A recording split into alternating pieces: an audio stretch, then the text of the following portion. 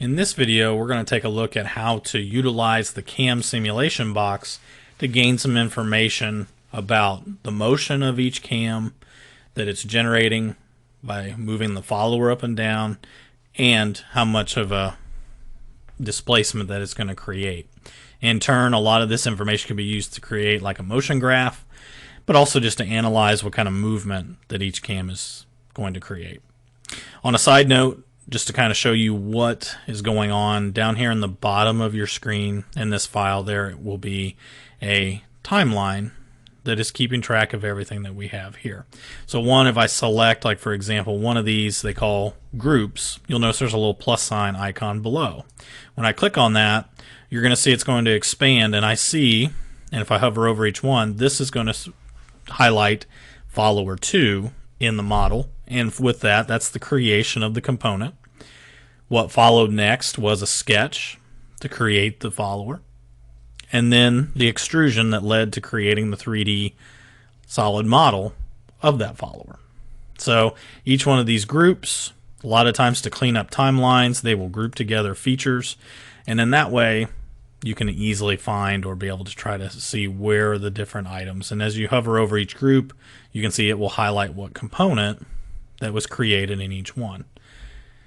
If you look toward the end of my timeline, this is all of the actions that I did in the previous video. Brought in the eccentric cam, I created a rigid joint, brought in the pair cam, rigid joint, and so on and so forth. So what I can do is if I select the first icon that I had here to create a group, so which was my eccentric cam being inserted into the design, I'm going to hold the shift key and I'm going to choose the last tangent relationship that was used to constrain the fourth roller to the heart cam. What I can do is I can right click and choose create group, and that'll help clean up the timeline. So you can create some groupings, and I know this group is going to be the group where I installed all of the cams. This has all the different actions that I did to do that. Now, to kind of go through, and the reason why that's being shown, we're going to have to do a little bit of hunting in the timeline to be able to make some changes to see what's going on. So I'm going to go ahead first. If your Automata simulation is not in the home position, I'm going to find Revolute 9 and right click on it and choose Go to Home Position. This is going to help set this up a little bit for us.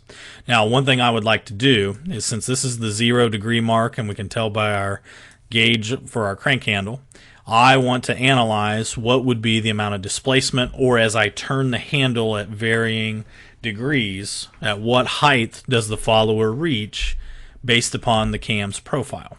So with this, I'm going to go ahead and I'm going to scroll down in my browser, and I'm going to be able to see that I have a ruler spacer, which is what I'm going to have to edit in order to do that. Now I could expand the ruler spacer and look for like the bodies, which you can see there are several bodies, and there are the sketches. So these are all the different features that are there. Now what I want to do here is, maybe go through and see what I can go through and find within that here. So if I select this body, you'll notice that I get these 3 little hash marks that show up on the top of the group. So this is the one I'm going to go ahead and expand, and I can see that this first extrusion is the one that created the body of the ruler spacer. What I'm going to do is I'm going to change that extrusion. I'm going to collapse all these ruler spacer menus here in the browser. I'm going to look at this extrusion and have to change the height, because right now, if I want to look at the first follower and be able to go through and see at what height it is, the top of that ruler spacer should be lining up with the top of the follower at this point. That would be the 0 mark that we want to line up. Now the question is, how much do I need to go through and do that by? Well, I'm going to go ahead and set this into the home position, and I'm going to utilize under the inspect panel the measure tool.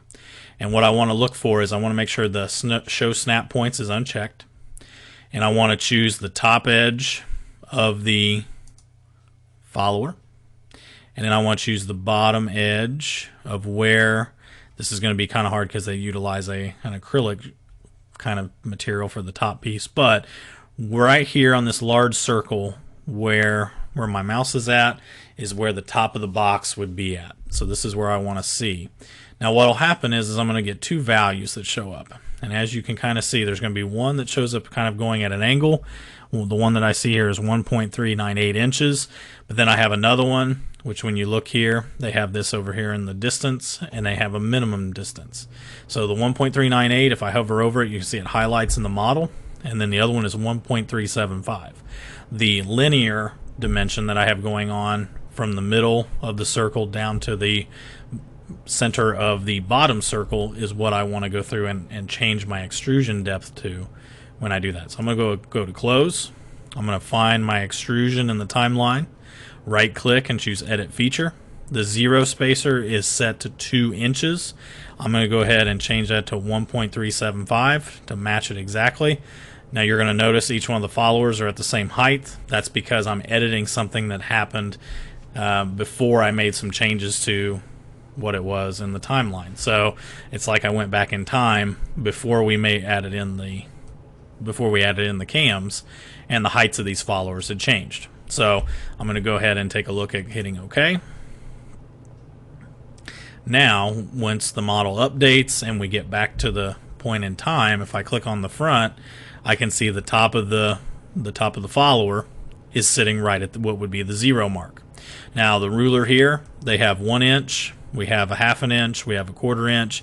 The smallest increment on the ruler is going to be 1/8 of an inch, and those are going to be kind of the measurements that we're going to look for. Now I would go through and I want to look at, for my Revolute 9, I can actually edit the joint, and I can actually go through and take a look at, all right, well, let's see what the height would be at 90 degrees. I can say OK.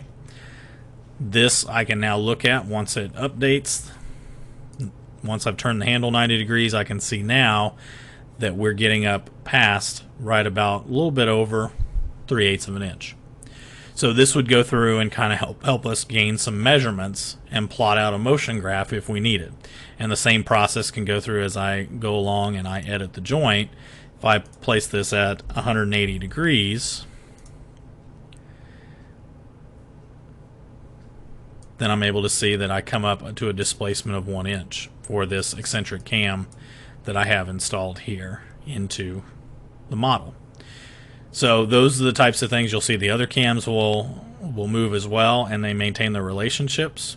Prior to January of 2022, this was kind of a problem. We weren't able to go through and really see that as well. So we used to have to like turn off or suppress the other cams. So this is a definite improvement that we've seen in Fusion 360. But this is how you can utilize to measure the cam displacement and be able to see and gain some information. And of course, we're always able to go through and animate the model to be able to see what kind of motion that we're able to get from each one of the components. Now you will see the snail cam, the direction has kind of been turned a little bit because of the turning of the 180 degrees. So you may want to go through and make sure that your joint will be set to 0 degrees to start off with.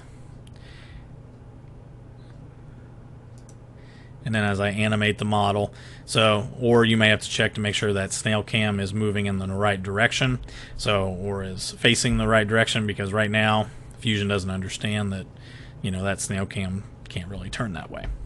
But it does maintain the tangent relationship and allows you to see that motion. Just know that, in the real world, that snail cam will not be able to make that kind of follower motion by that. So you can only turn in one direction. But this is a great way to go through and see that simulation, see what your design will look like and what kind of motion it generates before you start building. It allows you to make some changes and see what kind of things that you need to do to improve it before you ever start, your prototyping process.